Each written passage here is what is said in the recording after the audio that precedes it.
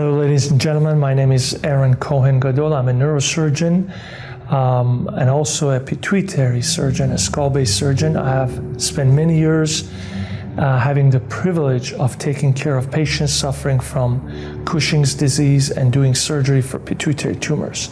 So it's an honor for me to share some information about diagnosis, treatment, and outlook of Cushing's disease. So to start,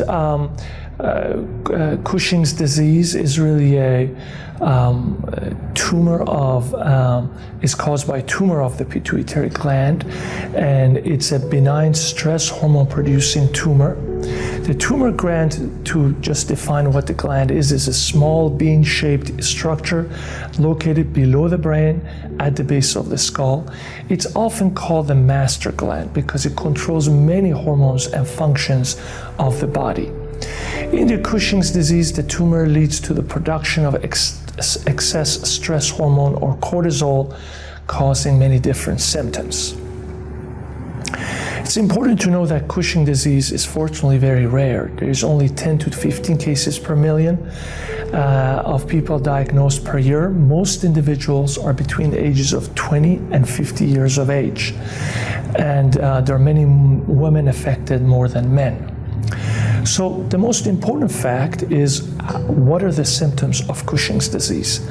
The excess cortisol, which is the hormone that has widespread effect throughout the body, and the excess production of the cortisol by the tumor causes a lot of different symptoms, including a round, fuller appearing face and redness of the cheeks, fat buildup behind the neck and abdominal areas, and obviously overall weight gain, abdominal stretch marks and easy bruising, overall weakness, and absence of menstruation. Fatigue is also an important component of this. Hypertension or other medical sequelae are also very possible. So let's talk about what test we use to diagnose Cushing's disease. The tests are all around diagnosing the overproduction of the hormone cortisol or other hormonal related testing. First, your endocrinologist or your internal medicine doctor, your physician, may do a 24-hour urinary excretion or late-night salivary test to check for cortisol levels. That means to collect your urine, or some of your saliva to test for these. Also, they may perform what we call a dexamethasone suppression test to determine if the excess hormone is from the pituitary tumor, that means the diagnosis of Cushing's disease, or another source such as one of your medication, otherwise known as Cushing syndrome. So if the overproduction of cortisol is related to the pituitary gland, it's Cushing's disease. If it's unrelated, it's called Cushing syndrome. There could be other tumors elsewhere in the body that can also lead to overproduction of cortisol and therefore Cushing syndrome. One of the most important components of your workup is a magnetic resonance imaging study. And this is an MRI, as you know, that allows the physician to check the brain and pituitary gland for the presence of the tumor. The pituitary gland is right at the center of the brain, and the tumor is typically very small, but we'll be able to most often see it on MRI, although rarely the tumor can be so small that is not detectable on MRI, and then other studies are indicated. So, all of you are interested in the treatment options for Cushing's disease. Cushing's disease can be very disabling. It can cause many different consequences, shortened lifespan, cardiac consequences, and because it affects life so deeply, a correct treatment is critical to make sure that not only you get relief of the symptoms, but also your lifespan is not affected by the sequelae of hormone overproduction. The treatment options are either surgery through the nose, typically, radiation, or medication, and most often a combination of above. So let's talk about surgery. Surgery is really important because currently it's the only curative option for Cushing's disease. So you really want to have a surgeon who knows what they're doing, that have a large experience treatment of Cushing's tumor or Cushing's disease, and are able to remove all the tumor in the first attempt or in the first surgery. It is also important for you to know that the first surgery is the best chance at cure. Second or third surgery, unfortunately, are much less likely to provide you with a cure. So your first surgery, you want to do it with the right surgeon, you want to have the right diagnosis, and you want the surgeon to do the best job possible. The surgery, fortunately, can be conducted using a minimally invasive approach through the nose called transsphenoidal approach. Transsphenoidal means through the sphenoid sinus, through the nose. This approach has less risk than going through the skull or craniotomy to remove the tumor. The length of the surgery typically is 3 or 4 hours. You're in the hospital or ICU for 2 or 3 days and 2 or 3 days in a regular floor, and then you go home after that. Surgery has up to 60 to 70% chance of cure if it's performed in the right hands of a surgeon with significant experience. Radiation is another option that can be used after surgery to prevent tumor regrowth for the residual tumor.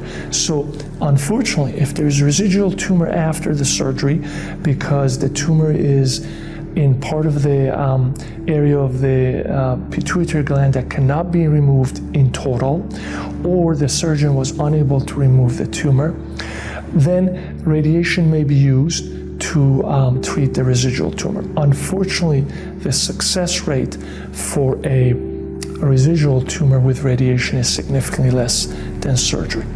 So what are the options of radiation? Either radiosurgery, where concentrated beam of radiation are aimed at the tumor, and it's a one-time session, or they may do what we call a fractionated radiotherapy, where smaller doses of radiation are aimed at the tumor over several visits. Usually the period of time it takes to do fractionated radiotherapy is less than radiosurgery. So we talked about surgery, we talked about radiation, we discussed that surgery is the best option for treatment of Cushing's disease.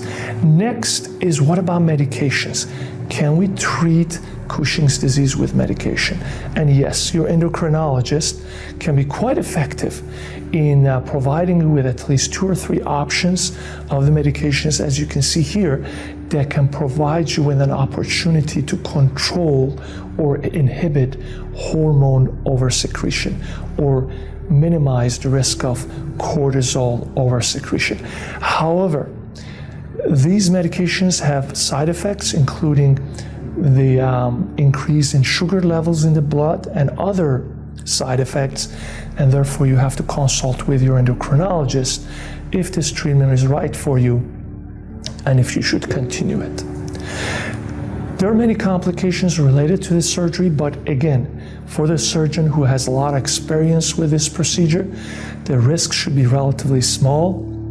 These complications include brain fluid leak through the nose after surgery, excessive urination immediately after surgery requiring treatment. It may cause hormonal deficits, the normal hormone deficits, and require hormonal supplementation, headaches, seizures, and neurological deficits. It's important to note that the risk of surgery in the hands of an experienced surgeon is relatively small. I know we went through a lot of bad things, but again, the risks in the right hands are very small, and most patients do extremely well. So as I said, the pituitary surgery can be quite effective in up to 80% of patients. That's great news. 70 or 80% of patients get cure or close to cure with surgery. Stereotactic radiosurgery is similar in effectiveness, but I would say at least to the numbers that I have seen is about 50% of the time, whereas radiosurgery can provide effective treatment. The chance of cure is significantly less. After therapy, the production of other pituitary hormones may be affected, and as I said, may necessitate hormonal supplementation. There is a chance of tumor recurrence, and therefore regular follow-up is needed to make sure that the tumor regrowth has been handled immediately. The smaller the tumor, the higher chance of cure with surgery or radiation or medication. Therefore, you want to be able to seek treatment early on. As I've repeated multiple times, you want to have the right team, good endocrinologist, technically well-experienced surgeon, and through transfemoral operation. Cushing's disease is extremely rewarding, and it's been a privilege for me to do that. And Cushing's disease is among one of the most difficult operations within the world of or space of pituitary surgery. Therefore, the surgeon who has the experience with that can provide you with a much more effective outcome. For more information, please feel free to reach me at any time. I have done more than 1,500 pituitary tumor surgeries, and this has been really a great privilege of my career to be able to participate and transform the lives of many patients. Thank you, and God bless you.